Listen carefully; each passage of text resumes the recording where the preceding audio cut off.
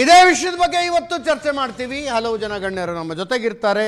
ನಮ್ಮ ಸ್ಟುಡಿಯೋದಲ್ಲಿ ರಮೇಶ್ ಬಾಬು ಅವರು ಕಾಂಗ್ರೆಸ್ನ ರಿಪ್ರೆಸೆಂಟ್ ಮಾಡ್ತಾ ಇದ್ದಾರೆ. ಇವತ್ತು ಅಶೋಕ್ ಗೌಡ ಅವರು ಬಿಜೆಪಿಯನ್ನು ಪ್ರತಿನಿಧಿಸ್ತಾ ಇದ್ದಾರೆ. ಇಬ್ಬರು ಕೂಡ ಕಾರ್ಯಕ್ರಮಕ್ಕೆ ಸ್ವಾಗತ. ಅಬ್ದುಲ್ ಗನಿ ತಾಹಿರ್, ಅಬ್ದುಲ್ ಜಬ್ಬಾರ್ ಅವರ ಆಪ್ತರು ಮತ್ತು ಕೆಪಿಸಿಸಿ ಅಲ್ಪಸಂಖ್ಯಾತ ಘಟಕದ ಕಾರ್ಯದರ್ಶಿ ನಮ್ಮ ಜೊತೆಗೆ ನೇರ ಸಂಪರ್ಕದಲ್ಲಿದ್ದಾರೆ. ಕೆಲವೇ ಕ್ಷಣಗಳಲ್ಲಿ ಸೈಯದ್ ರಿಯಾಜ್ ದಾವಣಗೆರೆ ದಕ್ಷಿಣ ಕ್ಷೇತ್ರದ ಪಕ್ಷೇತರ ಅಭ್ಯರ್ಥಿ ನಮ್ಮನ್ನು ಜಾಯ್ನ್ ಆಗ್ತಾರೆ. ರಮೇಶ್ ಬಾಬು ಅವರ ಮೊದಲ ಪ್ರತಿಕ್ರಿಯೆ ತೆಗೆದುಕೊಳ್ತಾ ಇದ್ದೀನಿ. ರಮೇಶ್ ಬಾಬು ಅವರೇ, ಮತದಾನ ಮುಗಿದು 48 ಗಂಟೆ ಕಳೆಯೋದರೊಳಗಾಗಿ ಇಷ್ಟೆಲ್ಲ ಡೆವಲಪ್ಮೆಂಟ್ಗಳು ಅಂದರೆ ಈ ಬೂತ್ ವೈಸ್ ಲೆಕ್ಕ ತಗೊಳ್ತಿರಲ್ಲ, ಲೆಕ್ಕದಲ್ಲಿ ಏನಾದರೂ ವ್ಯತ್ಯಾಸ ಆಗಿದೆಯಾ, ಸಮಸ್ಯೆ ಆಗಿದೆ ಅನ್ನೋದು ಗಮನಕ್ಕೆ ಬಂದ ಕಾರಣಕ್ಕಾಗಿ ಇಷ್ಟೆಲ್ಲ ಚಟುವಟಿಕೆಗಳು ಏಕಾಏಕಿ ಶುರುವಾಗಿದ್ದಾವ? ತಾವು ನಿನ್ನೆ ನಮ್ಮ ಪಕ್ಷದ ನಾಯಕರಾದ ಸಲೀಂ ಅಹಮದ್ ಅವ್ರ ಜೊತೆ ಇಂಟ್ರಾಕ್ಷನ್ ಮಾಡಿದ್ವಿ. ಈಗ ಅಫ್ಕೋರ್ಸ್ 5 ಗಂಟೆಲ್ಲೋ 6 ಗಂಟೆಲ್ಲೋ ಮತ್ತೆ ಜಬ್ಬಾರ್ ಜೊತೆಲೂ ಇಂಟ್ರಾಕ್ಟ್ ಮಾಡಿದ್ವಿ. ಐದರ ನಮ್ಮ ಸಲೀಂ ಅಹಮದ್ ಆರ್ ಜಬ್ಬಾರ್ ಯಾರೂ ಸಹ ದಾವಣಗೆರೆ ಸೋಲ್ತೀವಿ ಅಂತ ಹೇಳಿಲ್ಲ. ಸೋಲ್ತೀವಿ ಅಂತ ಹೇಳಿ ಧರಿಸಿ ನಿಮಗೆ ನೀವು ಎಲೆಕ್ಷನ್ನು ಬೂತ್ ವೈ ಲೆಕ್ಕ ಅಂತ ಕೇಳಿದ್ರಿಂದ ನಾನು ಕೋಟ್ ಮಾಡ್ತಾ ಇದ್ದೀನಿ. ನಮಗೆ ವಿಶ್ವಾಸ ಇದೆ 4ನೇ ತಾರೀಕು ನಿಮ್ಮಲ್ಲೇ ಕೂತ್ಕೊಂಡು ಚರ್ಚೆ ಮಾಡೋಣ. Lead more than 20,000. ಓಕೆ, ಅದರಲ್ಲೇನು ಎರಡನೇ ಮಾತಿಲ್ಲ. ಲಾಸ್ಟ್ ಟೈಮು ನಾವು ಶಾಮನೂರು ಶಿವಶಂಕರಪ್ಪನವರು 25,000 ಲೀಡಲ್ಲಿ ಗೆದ್ದಿದ್ರು. ಇವತ್ತು ಸ್ವಲ್ಪ ಅಸಮಾಧಾನ ಆಗಿರ್ತಕ್ಕಂಥದ್ದು ನಿಜ, ಇಲ್ಲ ಅಂತ ನಾನು ಹೇಳೋದಿಲ್ಲ. ಅದು ನ್ಯಾಚುರಲಿ ಬೈ ಎಲೆಕ್ಷನಲ್ಲಿ ನಮ್ಗೆ ಟಿಕೆಟ್ ಕೊಡಿ ಅಂತ ಕೇಳಿದ್ರು. ಅದು ಒಂದು ಸಂಪ್ರದಾಯವನ್ನು ಎಲ್ಲ ಪಕ್ಷಗಳು, ನಾಟ್ ಓನ್ಲಿ ಕಾಂಗ್ರೆಸ್ಸು, ಯಾರ್ದಾದ್ರು ಫ್ಯಾಮಿಲಿ ಮೆಂಬರ್ಸು ಎಕ್ಸ್ಪೈರ್ ಆದಂಥ ಸಿಟ್ಟಿಂಗ್ ಮೆಂಬರ್ಸು ಎಕ್ಸ್ಪೈರ್ ಆದಂಥ ಸಂದರ್ಭದಲ್ಲಿ ಅವ್ರು ಕಿತ್ತಂಡ್ ಕಿನ್ಗೆ ಕೊಡೋವಂಥ ಸಂಪ್ರದಾಯ ಎಲ್ಲ ಪಾರ್ಟಿಗಳು ಮಾಡ್ಕೊಂಡು ಬಂದಿದ್ದಾರೆ. ಆ ಕಾರಣಕ್ಕೆ ಇವತ್ತು ಶಾಮನೂರವರ ಮೊಮ್ಮಗನಿಗೆ ಇಲ್ಲಿ ದಾವಣಗೆರೆಯಲ್ಲಿ, ಬಾಗಲಕೋಟೆನಲ್ಲಿ ಮೇಟಿರವರ ಮಗನಿಗೆ ಕೊಡುವಂಥ ಒಂದು ಪ್ರಯತ್ನ ಆಗಿದೆ. ಸೊ ಆ ಕಾರಣಕ್ಕೆ ಇವತ್ತು ಎಲೆಕ್ಷನ್ ನಡೆದಿದೆ. ಮತ್ತು ಎಲ್ಲರೂ ಸಹ ಕನ್ವಿನ್ಸ್ ಆಗಿದ್ದಾರೆ. ಕೆಲವರಿಗೆ ಆಸೆ ಇತ್ತು, ಇಲ್ಲ ನಮಗೆ ಜಾಸ್ತಿ ಸಂಖ್ಯೆಯಲ್ಲಿದ್ದೀವಿ, ಇನ್ನು ಮುಂಚೆಯಿಂದಲೂ ಕಾಂಗ್ರೆಸ್ ಓಟ್ ಕೊಟ್ಟಿದ್ದೀವಿ, ನಮಗೆ ಕೊಡಿ ಅನ್ನೋದು ಅಗ್ರೆಸಿವ್ ಆಗಿ ಕೇಳಿರೋಂಥ ನಿಜ, ತಪ್ಪು ಅಂತಲೂ ಅಲ್ಲ. ನಮ್ಮ ಪಾರ್ಟಿಲಿ ಅದು ಸ್ವಾಭಾವಿಕ. ಕಳೆದ ಅಸೆಂಬ್ಲಿನಲ್ಲಿ 2023ರಲ್ಲಿ ನಾವೇನು ಅಸೆಂಬ್ಲಿ ಎಲೆಕ್ಷನನ್ನು ಕಾಂಗ್ರೆಸ್ ಪಾರ್ಟಿ ಮಾಡಿದೆ, 15 ಜನ ಮೆಂಬರ್ಸ್ಗೆ ಕಾಂಗ್ರೆಸ್ನ ಅಸೆಂಬ್ಲಿ ಟಿಕೆಟನ್ನು ಕೊಟ್ಟಿದ್ವು. ಅದರಲ್ಲಿ 9 ಜನ ಗೆದ್ದಿದ್ದಾರೆ. ಅದಾದಮೇಲೆ ಬೊಮ್ಮಾಯಿರವರು ರಿಸೈನ್ ಮಾಡಿದ್ಮೇಲೆ ಅಲ್ಲಾದಂಥ ಉಪಚುನಾವಣೆಯಲ್ಲಿ ಕಾಂಗ್ರೆಸ್ ಮೈನಾರಿಟಿಗೆ ಅವಕಾಶವನ್ನು ಕೊಟ್ಟಿದ್ದೇವೆ, ಅಲ್ಲೊಬ್ಬರು ಗೆದ್ದಿದ್ದಾರೆ. ಈಗ 10 ಜನ ಶಾಸಕರು ಕಾಂಗ್ರೆಸ್ ಪಕ್ಷದಿಂದ ನಮ್ಮಲ್ಲಿದ್ದಾರೆ. Apart from that first time in the history ಕೌನ್ಸಿಲಲ್ಲಿ 5 ಜನಕ್ಕೆ ಅವಕಾಶವನ್ನು ಕೊಟ್ಟಿದ್ದೇವೆ. ಸೊ ಈಗಾಗಲೇ ಆ ವಿಷಯಗಳನ್ನ ಮಾತಾಡಿದ್ದಾರೆ. ಮತ್ತು ಜಬ್ಬಾರ್ ಅವರು, ನೀವು ಸಂಜೆ ಏನವ್ರ ಜೊತೆ ಒಂದು ಸಂಪರ್ಕವನ್ನು ಮಾಡಿದ್ರಿ, ಎಲ್ಲೂ ಸಹ ಅವರು ಪಕ್ಷದ ವಿರುದ್ಧವಾಗಿ ಮಾತಾಡಿಲ್ಲ. ಭಾಳ ಸ್ಪಷ್ಟವಾಗಿ ಹೇಳಿದ್ದಾರೆ, ಇಲ್ಲ ಅಲ್ಲಿ ದಾವಣಗೆರೆಯಲ್ಲಿ ಪಕ್ಷ ಗೆಲ್ಲುತ್ತೆ. ಆದರೆ ನಮ್ಮ ಪಕ್ಷದ ಮೈನಾರಿಟಿ ಕೆಲವು ಲೀಡರ್ಗಳು ನಿನ್ನೆ ಪ್ರೆಸ್ ಮೀಟ್ ಮಾಡೋದ್ರಿಂದ ಐ ಹರ್ಟ್. ಸೊ ಹಾಗಾಗಿ ಈ ಥರದೊಂದು ನಿರ್ಧಾರ ತೊಗೊಂಡಿದ್ದೀನಿ ಅನ್ನೋ ಮಾತನ್ನು ಅವ್ರು ಭಾಳ ಸ್ಪಷ್ಟವಾಗಿ ಹೇಳಿದ್ದಾರೆ. ಸೊ ಹಾಗಾಗಿ ಸ್ವಾಭಾವಿಕ, ಇಂಥ ಚುನಾವಣೆ ಆದಂಥ ಸಮಯದಲ್ಲಿ ಬೇರೆ ಬೇರೆ ಸಮುದಾಯಗಳು ಅವಕಾಶ ಕೇಳೋವಂಥದ್ದು, ಕೊಡೋವಂಥದ್ದು ಸ್ವಾಭಾವಿಕ. ಡಿಲಿಮಿಟೇಷನ್ ಆದಮೇಲೆ 2008ರಲ್ಲಿ ದಾವಣಗೆರೆ ಸೌತ್ ಕ್ಷೇತ್ರ ಉದ್ಭವ ಆಯಿತು. ಅಲ್ಲಿಂದ ಇಲ್ಲಿಯವರೆಗೆ ಸನ್ಮಾನ್ಯ ಶಾಮನೂರವರು ಅಧಿಕವಾದಂಥ ಮತಗಳಲ್ಲಿ ಗೆದ್ಕೊಂಡ್ಬಂದಿದ್ದಾರೆ. ಎವರಿ ಎಲೆಕ್ಷನ್ 2008 ಮತ್ತು 13, 18, 23 ನೀವು ಯಾವುದೇ ಚುನಾವಣೆ ನೋಡಿ, sharing as well as percentage ಎರಡೂ ಇಂಪ್ರೂವ್ ಆಗಿದೆ. ಅಲ್ಲಿ ಮುಸ್ಲಿಂ ಕ್ಯಾಂಡಿಡೇಟ್ ಆಗಿಲ್ವಾ? ಆಗಿದ್ದಾರೆ. ಸೈಫುಲ್ಲಾರವರು JDS ಇಂದ ಕಂಟೆಸ್ಟ್ ಮಾಡಿದರು. ನಾವು Saifulla is in Congress party. ಅದೇ ರೀತಿ ಅನೇಕ ಜನ ಕಾಂಗ್ರೆಸ್ ಪಾರ್ಟಿಲಿ ಪ್ರಯತ್ನವನ್ನು ಪಟ್ಟಿದ್ದಾರೆ. ಸೈಫುಲ್ಲಾರವ್ರಿಗೆ ಒಂದು ಸಲ ಟಿಕೆಟ್ ಸಿಕ್ಕಿ ಮಿಸ್ ಆಯಿತು. ಜಬ್ಬಾರ್ ಅವರಿಗೆ ಕೊಡಬೇಕು ಅನ್ನೋ ಒಂದು ಒತ್ತಡ ಇತ್ತು. ಮತ್ತು ಕಳೆದ ಚುನಾವಣೆಯಲ್ಲಿ ಬೇರೆ ಬೇರೆ ಕಾರಣಕ್ಕೆ ಅವೆಲ್ಲ ಹೊಂದಾಣಿಕೆ ಮಾಡಿ ಜಬ್ಬಾರ್ ಅವರಿಗೆ ಕೌನ್ಸಿಲಲ್ಲಿ 2 ಸಲ ಅಕಾಮಿಡೇಟ್ ಮಾಡಿದ್ದಾರೆ. ಸೊ ಇದು ಸ್ವಾಭಾವಿಕ, ತಪ್ಪು ಅಂತಲ್ಲ. ಒಂದು ಸಮುದಾಯ ನಮ್ಮ ಜೊತೆ ಪಕ್ಷ ಜೊತೆ ಇದ್ದಂಥ ಸಮಯದಲ್ಲಿ ಪಕ್ಷದಲ್ಲಿ ಟಿಕೆಟ್ ಕೇಳೋಂಥದ್ದು, ಅವಕಾಶ ಕೇಳೋಂಥದ್ದು ಎಲ್ಲೂ ತಪ್ಪಿಲ್ಲ. ಮತ್ತು ಇದು ಬರೀ ದಾವಣಗೆರೆ ದಕ್ಷಿಣಕ್ಕಷ್ಟೇ ಸೀಮಿತವಾಗಿರುವ ಚರ್ಚೆಯ, ಅಥವಾ ಕರ್ನಾಟಕದಲ್ಲಿ ನಡೀತಾ ಇರುವ ನಾಯಕತ್ವ ಬದಲಾವಣೆಯ ತನಕ ಇದರದ್ದು ವ್ಯಾಪ್ತಿ ಇದೆಯಾ ಅಂತ? ಅಲ್ಲ, ನನಗೆ ದಾವಣಗೆರೆ ದಕ್ಷಿಣದಲ್ಲಿ ಶಾಮನೂರು ಶಿವಶಂಕರಪ್ಪನವರ ಮೊಮ್ಮಗ ಸೋತರೆ DK ಶಿವಕುಮಾರ್ ಅವರ ಮುಖ್ಯಮಂತ್ರಿ ಸ್ಥಾನದ ಮೇಲಿನ ಕ್ಲೇಮನ್ನು ಕೂಡ ಚಾಲೆಂಜ್ ಮಾಡಬಹುದು ಅನ್ನೋ ಲೆವೆಲ್ಲಿಗೆ ಚರ್ಚೆಗಳು ನಡೀತಾ ಇದ್ದಾವೆ. ಅಲ್ಲ, ಅದು ಯಾರು BJP ಪರವಾದಂಥ ಒಂದು ಮಾಧ್ಯಮಗಳಿದೆ, ಆ ಮಾಧ್ಯಮಗಳಿಂದ ಚರ್ಚೆಯನ್ನು ಹುಟ್ಟಾಕಿದ್ದಾರೆ. ನನಗೆ ಅದರಲ್ಲಿ ವಿಶ್ವಾಸ ಇಲ್ಲ. ನಾನು ಕಳೆದ ಅಸೆಂಬ್ಲಿ ಚುನಾವಣೆಯಲ್ಲಿ ನಿಮ್ಮ ಚಾನಲಲ್ಲೇ ಕೂತ್ಕೊಂಡು ತಾವು ಕೋಟ್ ಮಾಡಿದ್ರಿ, ತಾವ್ಯಾವುದೋ ಒಂದು ಸರ್ವೆ ಇಟ್ಕೊಂಡು ಮಾತಾಡಿದ್ರಿ, 80ರಿಂದ 85 ಸ್ಥಾನ ಕಾಂಗ್ರೆಸ್ ಸಿಗುತ್ತೆ ಅಂತೇಳಿ. ಅವತ್ತು ನಾನು ಭಾಳ ಸ್ಪಷ್ಟವಾಗಿ ಹೇಳಿದೆ, 130 ಮೇಲೆ ನಾವು ಸ್ಥಾನವನ್ನು ಪಡ್ಕೋತೀವಿ. ವೋಟ್ ಶೇರಿಂಗಲ್ಲಿ 42ರಿಂದ 43% ಬರುತ್ತೆ ಅಂತೇಳಿ ಚುನಾವಣಾ ಪೂರ್ವದಲ್ಲಿ ನಿಮ್ಮ ಮಾಧ್ಯಮದಲ್ಲಿ ಹೇಳಿದ್ದೆ. ಅದೇ ರೀತಿ ನೀವು ಚನ್ನಪಟ್ಟಣ ಮತ್ತು ನಮ್ಮ ಇವ್ರದ್ದು ಬೊಮ್ಮಾಯಿಯವ್ರ ಕ್ಷೇತ್ರ ಅಲ್ಲಿ ತುಕಾರಾಮ್ ಕ್ಷೇತ್ರದ್ದು ಚರ್ಚೆ ಆದಾಗ ಇಲ್ಲಿ ಕೂತ್ಕೊಂಡು ಹೇಳಿದೆ. ಚನ್ನಪಟ್ಟಣದಲ್ಲಿ ಮೋರ್ ದೆನ್ 20,000 ಲೀಡಲ್ಲಿ ನಾವು ಗೆಲ್ತೀವಿ ನಮ್ಮ ಮಾತನ್ನು ನಿಮ್ಮ ಮಾಧ್ಯಮದಲ್ಲಿ ಹೇಳಿದ್ದೆ. ಸೊ ಹಾಗಾಗಿ ಚುನಾವಣೆಗಳ ಲೆಕ್ಕಾಚಾರಗಳು ಬೇರೆ ಇರುತ್ತೆ. ಅಫ್ಕೋರ್ಸ್ ಅಲ್ಲಿ ಮೈನಾರಿಟಿ ಕಮಿಟಿ ನನ್ನ ಪ್ರಶ್ನೆ ಇಲ್ಲ. ಈಗ ಡಿ ಕೆ ಶಿವಕುಮಾರ್ ಅವರು ಇಲ್ಲ ಅದನ್ನೇ ಹಿಡಿದು ಕೊಡಿಸಿದೆ ಟಿಕೆಟ್. ಅದಕ್ಕೆ ಬರ್ತಾ ಇರ್ತಕ್ಕಂಥದ್ದು. ಇಲ್ಲಿ ಡಿ ಕೆ ಶಿವಕುಮಾರ್ ಅವರು ಇವ್ರಿಗೆ ಟಿಕೆಟ್ ಕೊಡ್ಸೋರು ಅವ್ರಿಗೆ ಟಿಕೆಟ್ ಕೊಡ್ಸೋ ಪ್ರಶ್ನೆ ಇಲ್ಲ. ಇದು ಒಟ್ಟಾರೆ ಪಕ್ಷದ ತೀರ್ಮಾನ. ಪಕ್ಷದಲ್ಲಿ ಸುರ್ಜೇವಾಲಾ ಅವರ ಹೆಸರನ್ನ ತಾವು ಕೋಟ್ ಮಾಡಿ ಮಾತಾಡೋದ್ರಿ. ಸುರ್ಜೇವಾಲಾ ಅವರು ನಮ್ಮ ಪಾರ್ಟಿ ಇನ್ಚಾರ್ಜು. ಇಲ್ಲಿರ್ತಕ್ಕಂಥ ಅಭಿಪ್ರಾಯ ಅಂದರೆ ಕಾಂಗ್ರೆಸ್ ಪಾರ್ಟಿ ಅಭಿಪ್ರಾಯ ಮತ್ತು ಸರ್ಕಾರದ ಅಭಿಪ್ರಾಯ ಇಷ್ಟನ್ನು ಅವರು AICC ಕಮ್ಯುನಿಕೇಟ್ ಮಾಡಿದ್ದಾರೆ. Finally AICC took the call. ಅವರು ಯಾರಿಗೆ ಟಿಕೆಟ್ ಕೊಡಬೇಕು ಏನು ಅಂತೇಳಿ ಅವ್ರು ತೀರ್ಮಾನ ತಗೊಂಡು ಕೊಟ್ಟಿದ್ದಾರೆ. ಒಂದು ಸಲ ಹೈಕಮಾಂಡ್ ಒಂದು ಕನ್ಕ್ಲೂಷನ್ಗೆ ಬಂದಮೇಲೆ ಯಾರೇ ಆಗಲಿ ಆ ಪಾರ್ಟಿ ಡಿಸಿಷನ್ಗೆ ಬೈಂಡ್ ಆಗಿ ಕೆಲಸ ಮಾಡುವಂಥದ್ದು ಎಲ್ಲ ರಾಷ್ಟ್ರೀಯ ಪಕ್ಷಗಳಲ್ಲಿ ನಡೆದು ಬಂದಿರತಕ್ಕಂಥ ದಾರಿ. ಸೊ ಯಾವುದೇ ಪಾರ್ಟಿಲಿ ಇರಲಿ, ಅಲ್ಲಿ ಕಾಂಗ್ರೆಸ್ ಇರ್ಬೋದು, BJP ಇನ್ನೊಂದು ನ್ಯಾಷನಲ್ ಪಾರ್ಟಿಲಿ ನಾನು ಹೇಳ್ತಾ ಇರ್ತಕ್ಕಂಥದ್ದು. ಹಾಗಾಗಿ ಇವತ್ತು ಸಲೀಂ ಅಹಮದ್ ಅವರು ಯಾರು? ಸಲೀಂ ಅಹಮದ್ ಈ ವಾಸ್ NSCEO ಪ್ರೆಸಿಡೆಂಟು, ರಾಷ್ಟ್ರೀಯ ಅಧ್ಯಕ್ಷ ಆಗಿದ್ದಂಥವ್ರು. ರಿಜ್ವಾನ್ ರವರು ಯಾರು? ಅವರು ಯೂತ್ ಕಾಂಗ್ರೆಸ್ ಅಧ್ಯಕ್ಷ ಆಗಿದ್ದಂಥವ್ರು.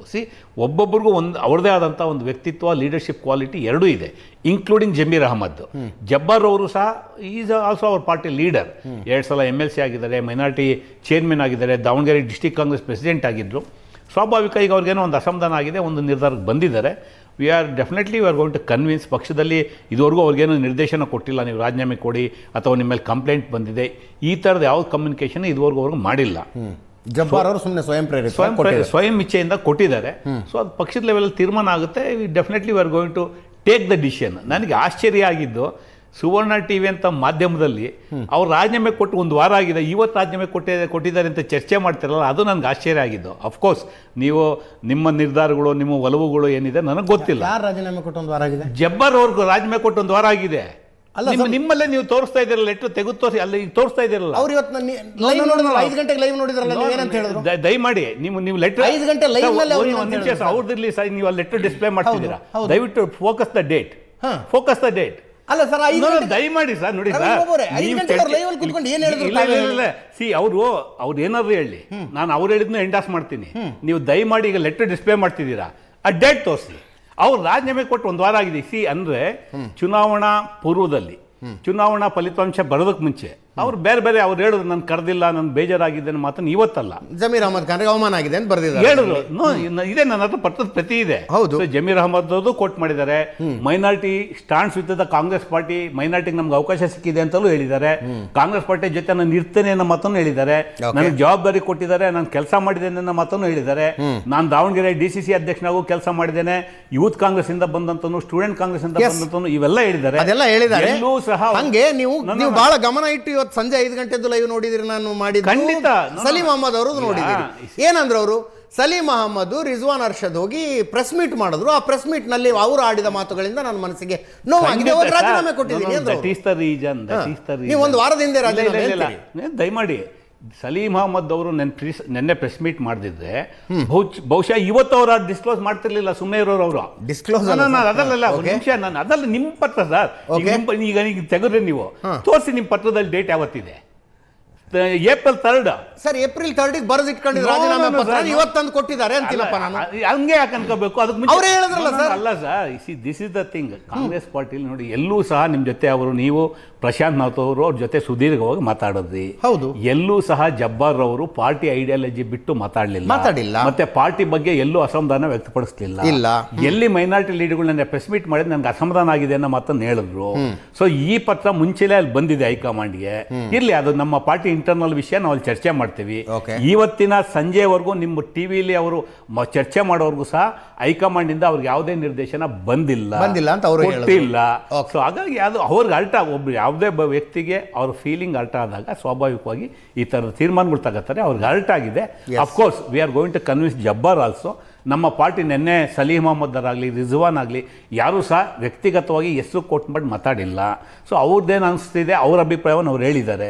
ಸೊ ಹಾಗಾಗಿ ಪಾರ್ಟಿ ಇಸ್ ದೇರ್. ನಾವು ಯಾವತ್ತೂ ಸಹ ಮೈನಾರಿಟಿಗಳನ್ನ ಬಿಡೋ ಪ್ರಶ್ನೆಯೂ ಇಲ್ಲ, ಅಥವಾ ಅವ್ರು ನಮ್ಗೆ ಬಿಟ್ಟು ಆಚೆ ಹೋಗೋ ಪ್ರಶ್ನೆಯೂ ಇಲ್ಲ. ಎಲ್ಲ ಚುನಾವಣೆಯಲ್ಲೂ ನಮ್ಮ ಜೊತೆ ಇದ್ದಾರೆ. ಸಣ್ಣ ಪುಟ್ಟ ವ್ಯತ್ಯಾಸ ಆಗಿದೆ, ಸರಿಪಡಿಸ್ಕೊಳ್ಳೋಂಥ ಜವಾಬ್ದಾರಿ ನಮ್ಮ ಮೇಲಿದೆ. ಖಂಡಿತ ಸರಿಪಡಿಸ್ಕೋತೀವಿ, ಅದರಲ್ಲೇನು ಎರಡನೇ ಮಾತಿಲ್ಲ. ಅಬ್ದುಲ್ ಗನಿ ತಾಹಿರ್ ಅವರಿದ್ದಾರೆ ನಮ್ಮ ಜೊತೆಗೆ. ತಾಹಿರ್ ಅವರೇ, ಸಣ್ಣ ಪುಟ್ಟ ವ್ಯತ್ಯಾಸ ಆಗಿದೆ ಅಂದರು ರಮೇಶ್ ಬಾಬು ಅವರು. ದಾವಣಗೆರೆ ದಕ್ಷಿಣದಲ್ಲಿ ಎಷ್ಟು ವ್ಯತ್ಯಾಸ ಆಗಿರಬಹುದು ಈ ಗೊಂದಲ, ಈ ಅಸಮಾಧಾನದಿಂದ?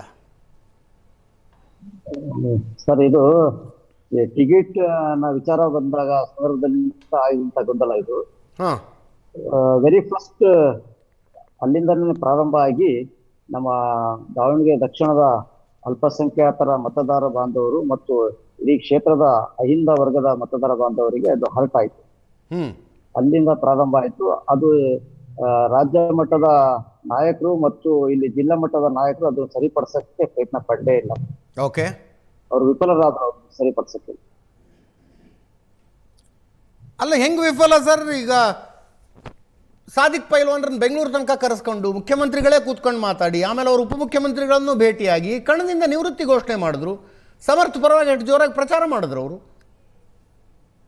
ಅಲ್ಲ, ನಾನು ಅಬ್ದುಲ್ ಜಬ್ಬಾರ್ ಪಕ್ಷಕ್ಕಿರುವ ಸೀರಿಯಸ್ನೆಸ್ ಅಲ್ವಾ ಇದು? ಆಯ್ತು, ನಾಮಿನೇಷನ್ ವಾಪಸ್ ತಗೊಳ್ಬೇಕಾಗಿತ್ತು, ಕೆಲವು ಗೊಂದಲದ ಕಾರಣಕ್ಕಾಗಿ ನಾಮಿನೇಷನ್ ವಾಪಸ್ ತಗೊಳ್ಳಿಲ್ಲ, ಬಟ್ ಕಣದಿಂದ ನಿವೃತ್ತಿ ಘೋಷಣೆ ಮಾಡಿದ್ರಲ್ಲ ಅವರು. ನಾನು ಅಬ್ದುಲ್ ಜಬ್ಬಾರ್ ಸಾಹೇಬ್ರವ್ರ ಕುರಿತು ಮಾತಾಡ್ತಾ ಇದ್ದೀನಿ. ಅವರು ನಮ್ಮ ರಾಜ್ಯ ಘಟಕದ ಅಧ್ಯಕ್ಷರು ಮತ್ತು ನಮ್ಮ ಜಿಲ್ಲೆಯ ಪ್ರಭಾವಿ ನಾಯಕರು. ನಮ್ಮ ಅಲ್ಪಸಂಖ್ಯಾತರಲ್ಲಿ ಅವ್ರದ್ದೇ ಆದ ಒಂದು ಛಾಪ ಇದೆ. ಅವರ ಕುರಿತು ಪಕ್ಷ ಏನು ಯಾವ ರೀತಿ ನಡ್ಕೊಂಡಿದೆ ಅನ್ನೋದು ತಮ್ಮ ಮಾಧ್ಯಮದ ಮುಖಾಂತರ ಗೊತ್ತಿದೆ. ಸತತವಾಗಿ ತಾವು ಮತ್ತು ಪ್ರಶಾಂತ್ ಸರ್ ಅವರು ಇದ್ರ ಬಗ್ಗೆ ಚರ್ಚೆ ಮಾಡ್ತಾ ಇದ್ದೀರಾ, ನಾವು ಅದನ್ನು ಫಾಲೋ ಮಾಡ್ತಾ ಇದೀವಿ. ಇದರಲ್ಲಿ ಆಗಿರೋ ವ್ಯತ್ಯಾಸ ಏನಂತ ಹೇಳಿದ್ರೆ, ಜಬ್ಬಾರ್ ಸಾಹೇಬ್ ಅಲ್ಲ ತಾಯಿರವ್ರೆ, ನಾನು ಕೇಳ್ತಾ ಇರೋದು, ಪಕ್ಷ ಒಂದು ಸಲ ಒಬ್ಬ ಅಭ್ಯರ್ಥಿಯನ್ನ ಇವರು ನಮ್ಮ ಪಕ್ಷದ ಅಧಿಕೃತ ಅಭ್ಯರ್ಥಿ ಅಂತ ಘೋಷಣೆ ಮಾಡಿದ ಮೇಲೆ ಆ ಪಕ್ಷದ ಮುಖಂಡರುಗಳ ಎಲ್ಲರ ಕರ್ತವ್ಯ ಅಲ್ವಾ ಅಭ್ಯರ್ಥಿಯನ್ನು ಗೆಲ್ಸೋದಕ್ಕೆ ಶ್ರಮ ಪಡೋದು? ಹೌದೌದು, ಅದ ಎಲ್ಲ ಕೊಡ್ತಾನೆ. ಆದ್ರೆ ಯಾರು ಆಕಾಂಕ್ಷಿಗಳಾಗಿರ್ತಾರಲ್ಲ ಅವರಿಗೆ ಎಲ್ಲೋ ಒಂದು ಅಸಮಾಧಾನ ಇರ್ತದೆ. ಅದೇ ಆಕಾಂಕ್ಷಿಗಳಿಗೆ ಮಾತ್ರ ಅದು ಪ್ರಾತಿನಿಧ್ಯ ಕೊಟ್ಟು ಚರ್ಚೆ ಮಾಡ್ಬೇಕಾಗಿತ್ತು ಅನ್ನೋದು ನಾವು ಮೊದಲಿಂದ ಹೇಳ್ತಾ ಇದ್ವಿ. ಆಮೇಲೆ ಜಮೀರ್ ಅಹಮದ್ ಅವರು ಕುರಿತು ಏನು ಇವತ್ತು ನಮ್ಮ ಜಿಲ್ಲಾ ಮಂತ್ರಿಗಳು ಮಾತಾಡಿದ್ರಲ್ಲ, ಅದು ನಮ್ಮ ಅಲ್ಪಸಂಖ್ಯಾತರಲ್ಲಿ ಬಹಳ ನೋವು ಆಯ್ತು ಸರ್. ನಾನು ಅದಕ್ಕೆ ಒಂದು ಪತ್ರಿಕಾಗೋಷ್ಠಿ ನಾವು ಹೇಳಿದ್ವಿ, ಸರ್ ಈ ರೀತಿ ಒಂದು ಸಮುದಾಯದ ನಾಯಕರನ್ನು ಕುರಿತು ತಾವು ಈ ರೀತಿ ಹೇಳಬಾರ್ದು. ತಮ್ಮ ಏನಾದ್ರೆ ಫ್ರೆಂಡ್ಶಿಪ್ ಇದ್ರೆ, ತಾವು ಅವರು ಬಾಲ್ಯ ಸ್ನೇಹಿತರಿದ್ರೆ, ಚಡ್ಡಿ ದೋಸ್ತುಗಳಿದ್ರೆ ರೂಮ್ ಅಲ್ಲಿ ಕುಂತು ನೀವು ಮಾತಾಡ್ಕೊಳ್ರಿ. ಏಕವಚನದಲ್ಲಿ ನೀವು ಪಬ್ಲಿಕ್ ಅಲ್ಲಿ ಮಾತಾಡಿದ್ರೆ ಅಥವಾ ಪತ್ರಿಕಾಗೋಷ್ಠಿಯಲ್ಲಿ ಹೇಳಿದ್ರೆ ಅದು ಕೆಟ್ಟ ಮೆಸೇಜ್ ಹೋಗ್ತದೆ ಅಂತ ಅಂದ್ವಿ ಸರ್. ಅದು ಸರಿಪಡಿಸ್ಕೊಳ್ಳೋಕೆ ಬಹಳ ಲೇಟ್ ಆಗಿ ಅವರು ಪ್ರಯತ್ನ ಪಟ್ಟರು. ಈಗ ರಮೇಶ್ ಬಾಬು ಅವರು ಹೇಳಿದ್ರು 20,000 ಕನಿಷ್ಠ 20,000 ಲೀಡ್ನಲ್ಲಿ ಸಮರ್ಥ ಗೆಲ್ತಾರೆ ಅಂತ.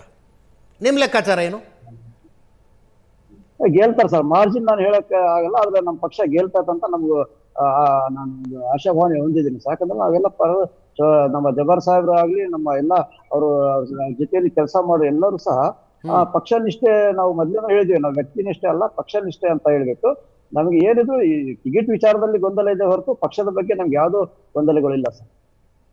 ಮತ್ತೆ ಸಮರ್ಥ ನನ್ಗೆ ಕರೀಲಿಲ್ಲ, ಅವ್ರ ತಂದೆ ತಾಯಿ ಆದರೂ ಕರಿಬಹುದಾಗಿತ್ತು, ಇಬ್ಬರಲ್ಲಿ ಒಬ್ರು ಕರೆದಿದ್ರು ನಾನು ಪ್ರಚಾರಕ್ಕೆ ಬರ್ತಿದ್ದೆ, ಈ ಮಾತು ಹೇಳ್ತಾರೆ ಜಬ್ಬಾರು. ಹೌದು ಹೌದು, ಅದು ಕರೆಕ್ಟ್ ಹೇಳ್ತಾರೆ, ಅದು ಕರೆಕ್ಟ್ ಇದೆಯಲ್ಲ ಸರ್. ನಾನು ಹೇಳಿದಲ್ಲ, ಆಕಾಂಕ್ಷಿ ಆಗಿರೋದ್ರಿಂದ ಅವ್ರಿಗೆ ಕರಿಬೇಕಾಗಿತ್ತು. ಆ ಜಿಲ್ಲೆಯಲ್ಲಿ ಇವರು ಯಾರು ಈಗ ನಮ್ಮ ಅಲ್ಪಸಂಖ್ಯಾತ ನಾಯಕರು ನಿನ್ನೆ ಪತ್ರಿಕಾಗೋಷ್ಠಿ ಮಾಡಿದ್ರಲ್ಲ, ಅವ್ರು ಇಲ್ಲಿ ಅವ್ರ ಪ್ರಭಾವ ಏನಿಲ್ಲ ಸರ್. ಇಲ್ಲಿ ತಾವು ನೋಡಿರ್ಬೋದು, ಜಬ್ಬಾರ್ ಸಾಹೇಬ್ರವರು ಈ ಅಲ್ಪಸಂಖ್ಯಾತರ ಘಟಕಕ್ಕೆ ಒಂದು ICU ಅಲ್ಲಿ ಇದ್ದಂತ ಒಂದು ಘಟಕಕ್ಕೆ ಅವರು ಜೀವ ತುಂಬಿದ್ರು. ಇಡೀ ರಾಜ್ಯದಲ್ಲಿ ಸಂಚರಿಸಿ ಪಕ್ಷವನ್ನು ಸಂಘಟಿಸಿದ್ದಾರೆ. ಆಮೇಲೆ ಅವರು 18ರಲ್ಲಿ ಅವರು ಇಡೀ ನಮ್ಮ ರಾಜ್ಯದಲ್ಲಿ ನಮ್ಮ ಧಾರ್ಮಿಕ ಗುರುಗಳನ್ನು ಕರೆಸಿ ಅವರೆಲ್ಲಾ ಕ್ಷೇತ್ರದಲ್ಲಿ ಸಂಚರಿಸಿ ಪಕ್ಷ ಅಧಿಕಾರ. ಸಲೀಂ ಅಹಮದ್ ಅವರು ಹೇಳಿದ್ರು, ನಮ್ಮ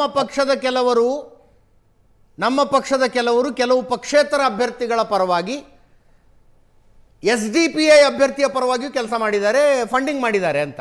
ಯಾರ ಬಗ್ಗೆ ಮಾತಾಡಿದ್ರು ಅವ್ರು? ಹಂಗಿದ್ರೆ ಅದು ಅವ್ರಿಗೆ ಕೇಳ್ಬೇಕು ಸರ್. ಬಟ್ ನಾನು ಇಷ್ಟು ಹೇಳಬಲ್ಲೆ, ಅವ್ರು ಏನು 20 ದಿನ 10 ದಿನ ಇದ್ದಿಲ್ಲಿ ಕೆಲಸ ಮಾಡಿದ್ರಲ್ಲ, ಅವರು ಸ್ಥಳೀಯವಾಗಿ ಪಕ್ಷ ಸಂಘಟಿಸಿದಂತ ನಾಯಕರುಗಳನ್ನ ಯಾರು ಅವರು ಸಂಪರ್ಕಿಸಿಲ್ಲ ಸರ್. ಯಾರ್ದೋ ಮನೆಯಲ್ಲಿ ಕುತ್ಕೊಂಡು ಕವಾಲಿ ಕೇಳಿ ಊಟ ಮಾಡಿ ಬಿರಿಯಾನಿ ತಿಂದು ಹೋಗೋ ಕೆಲಸ ಮಾಡಿದ್ದಾರೆ. ಆಮೇಲೆ ಧಾರ್ಮಿಕ ಗುರುಗಳು ಸಭೆ ಕರೆದಿದೀವಿ ಅಂತ ಹೇಳ್ಬಿಟ್ಟು ಬೇರೆ ಊರುಗಳಿಂದ ಮೌಲ್ಯಗಳು ಕರೆಸಿ ಅವ್ರು ಕುಂದಿರಿಸಿದ್ದಾರೆ. ಆ ರೀತಿ ಮಾಡಿದ್ರೆ ಅದನ್ನು KPCC ಅವರು ಮತ್ತು AICC ಅವರೆಲ್ಲ ಗಮನಿಸಿದ್ದಾರೆ, ಅದನ್ನು ಮಾಹಿತಿ ಇದೆ. ಆ ಸಭೆಯಲ್ಲಿ ಇದ್ದಂತ ಯಾವ ನಾಯಕರು ಯಾವ ಧಾರ್ಮಿಕ ಗುರುಗಳು ನಮ್ಮ ಜಿಲ್ಲೆಯವರಲ್ಲ, ಯಾವ ಮುತ್ವಲ್ಲಿ ಹೋಗಿಲ್ಲ, ಯಾವ ಮೌಲ್ವಿನೂ ಹೋಗಿಲ್ಲ. Okay, S. ಸೈಯದ್ ರಿಯಾಜ್ ದಾವಣಗೆರೆ ದಕ್ಷಿಣ ಕ್ಷೇತ್ರದ ಪಕ್ಷೇತರ ಅಭ್ಯರ್ಥಿ ನಮ್ಮ ಜೊತೆಗೆ ನೇರ ಸಂಪರ್ಕದಲ್ಲಿದ್ದಾರೆ. ರಿಯಾಜ್ ಅವರೇ, ಕಾಂಗ್ರೆಸ್ ವಕ್ತಾರರು ನಮ್ಮಲ್ಲಿದ್ದಾರೆ. ಅವರು ಹೇಳಿದ್ರು ಕನಿಷ್ಠ 20,000 ಲೀಡ್ನಲ್ಲಿ ಕಾಂಗ್ರೆಸ್ ಅಭ್ಯರ್ಥಿ ಗೆಲ್ತಾರೆ ಅಂತ. ನಮ್ಮ ಜೊತೆಗೆ ಅಬ್ದುಲ್ ಘನಿ ತಾಹಿರ್ ಅವರು ಇದ್ದಾರೆ. ಲೀಡ್ ಹೇಳೋದಕ್ಕಾಗೋದಿಲ್ಲ, ಒಟ್ಟಿನಲ್ಲಿ ಕಾಂಗ್ರೆಸ್ ಗೆಲ್ಲುತ್ತೆ ಅಂತಂದ್ರು. ತಮ್ಮ ಲೆಕ್ಕಾಚಾರ ಏನು? 4ನೇ ತಾರೀಕು ಗೊತ್ತಾಗುತ್ತೆ ಮುಸಲ್ಮಾನರ ಬಾಂಧವಗಳ ಮತ್ತು ಅಹಿಂದ ವರ್ಗದ ನೋವು ಏನಾಗಿದೆ ಅನ್ನೋದನ್ನ ಅವ್ರ ಗೊತ್ತಾಗುತ್ತೆ 4ನೇ ತಾರೀಕು. ಅಲ್ಲಿ ಏನು ರಿಸಲ್ಟ್ ನಿಮ್ಮ ಅಂದಾಜು ಒಂದು ಲೆಕ್ಕಾಚಾರ ತೆಗೆದಿರ್ತೀರಲ್ಲ, ವಾರ್ಡ್ ವೈಸ್ ಎಷ್ಟು ಪರ್ಸೆಂಟ್ ವೋಟ್ ಆಗಿದೆ, ಯಾರ್ಯಾರು ವೋಟ್ ಹಾಕಿದ್ದಾರೆ ಅದರ ಆಧಾರದ ಮೇಲೆ. ನಾವು ಪ್ರಚಾರದಲ್ಲಿ ಸಹ ನಾವು ಹೇಳಿರೋದು ಕಾಂಗ್ರೆಸ್ ಸೋಲುತ್ತೆ ಅಂತಾನೆ, ಸೋಲ್ಸ್ಬೇಕಂತಾನೆ ನಮ್ಮ ಉದ್ದೇಶ. ಯಾಕಂದ್ರೆ ನಮ್ಮ ಅಹಿಂದ ವರ್ಗದ ಎಲ್ಲ ಬಾಂಧವರನ್ನ ಮನಸ್ಸು ನೋಯಿಸುವಂತ ಕೆಲಸ ಕಾಂಗ್ರೆಸ್ ಪಕ್ಷದ ಉನ್ನತ ಅಧಿಕಾರಿಗಳು ಎಲ್ಲ ಮಟ್ಟದವರು ಮಾಡಿದ್ದಾರೆ. ಮೊನ್ನೆ ತಾನೇ ಅವ್ರು ಪ್ರಚಾರಕ್ಕೆ ಬಂದು ಸಹ ಕಾಟಾಚಾರಕ್ಕೆ ಬಂದು ಪೂಜಾ ಹೋಟ್ಲಲ್ಲಿ ಕುತ್ಕೊಂಡು ನಮ್ಮ ಮೌಲಿಗಳು, ನಮ್ಮ ಗನಿ ತಾಹಿರ್ ಅವರ ನಮ್ಮ ಬ್ರದರ್ ಅಣ್ಣರು ಹೇಳ್ದಂಗೆ ಎಲ್ಲರೂ ಕುತ್ಕೊಂಡಲ್ಲಿ ಯಾರಿಗೂ ಮನವೊಲಿಸುವಂತ ಕೆಲಸ ಯಾರು ಮಾಡಿಲ್ಲ. ಬರೀ ಏನಪ್ಪಾ ಅಂದ್ರೆ ಈಗ ಅವ್ರಿಗೆ ಸಂಬಂಧಪಟ್ಟವ್ರು ಅಷ್ಟೇ, ಕಾಂಗ್ರೆಸ್ ಸಂಬಂಧಪಟ್ಟವರು ಏನಾದರೂ ಅವ್ರಿಗೆ ಕರೆಸಿ ಮಾತಾಡಿ ಮನವೊಲಿಸುವಂತ ಕೆಲಸ ಮಾಡಿದಾರೆ ಹೊರತು ಯಾರು ಅಲ್ಲಿ ಏನು ಕುಂದು ಕೊರತೆ ಇದೆಯೋ, ಏನ್ ತೊಂದರೆ ಆಗಿದೆಯೋ, ಯಾರಿಗ್ ಮನ್ಸು ನೋವಾಗಿದೆಯೋ ಅನ್ನೋದನ್ನ ಯಾರು ಅರ್ಥ ಮಾಡ್ಕೊಳಕ್ ಆಗಿಲ್ಲ ಅಲ್ಲಿ. ನೀವೆಷ್ಟು ವೋಟ್ ತಗೋತೀರಿ ಸರ್? ನನ್ನ ಸ್ವಾಭಿಮಾನಕ್ಕೆ ನನಗೆ ಎಷ್ಟು ಮತದಾರರು ಕೊಡ್ತಾರೋ ಅದಕ್ಕೆ ನಾನು ತೃಪ್ತಿ ಪಡುವಂತ ಎಲ್ಲ ಇದು ಮಾಡ್ತೀನಿ ಸರ್. SDPI ಎಷ್ಟು ತಗೋಬಹುದು ನಿಮ್ಮ ಲೆಕ್ಕಕ್ಕೆ?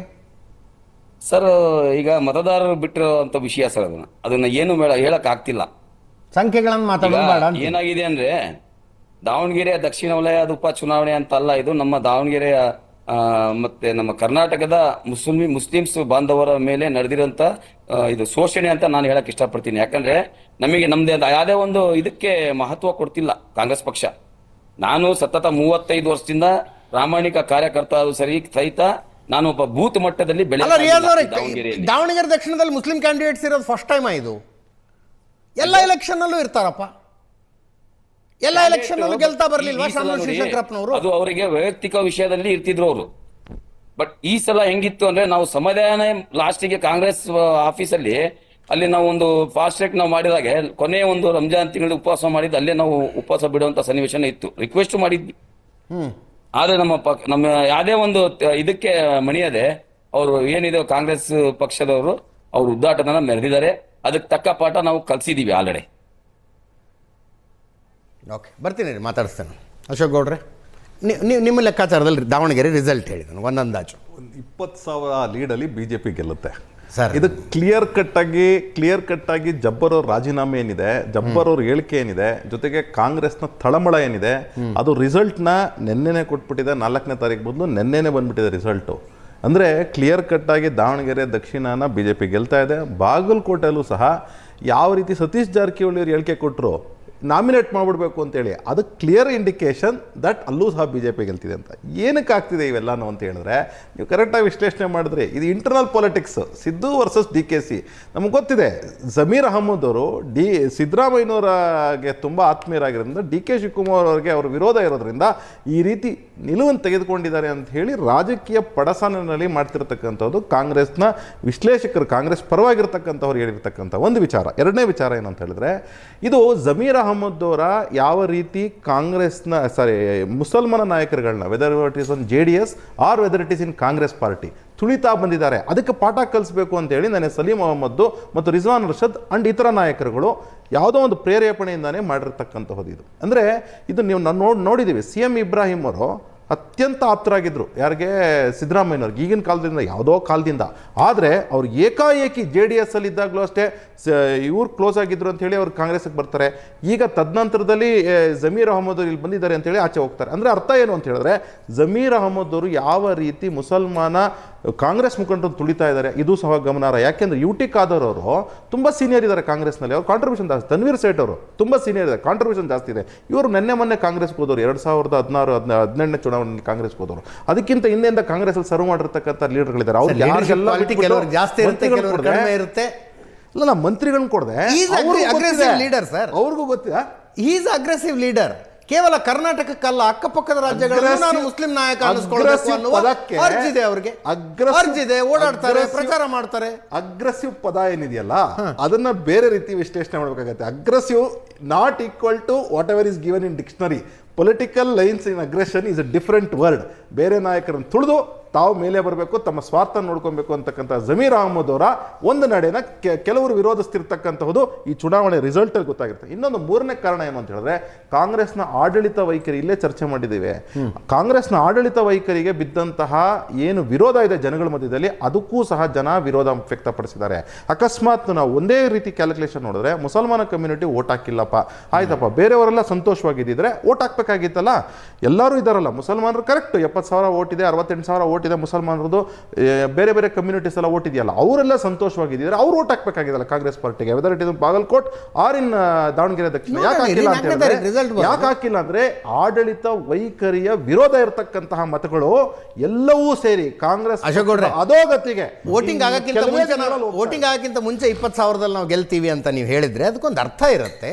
ಚುನಾವಣೆ ನಡೀತಾ ಇದೆ, ಮತದಾನ ಮುಗಿದೋಗಿದೆ ಸರ್, ಈಗೇನು ಚೇಂಜ್ ಆಗಲ್ಲ. ಅದಕ್ಕೆ ನಾನು ತಾರ್ಕಿಕವಾಗಿ ಉತ್ತರ ಬಯಸಿದೆ, ಲಾಜಿಕಲ್ ಆದ ಉತ್ತರ ಬಯಸಿದೆ. ನಾನು ಏನಾಗ್ಬೋದು ದಾವಣಗೆರೆ ರಿಸಲ್ಟ್.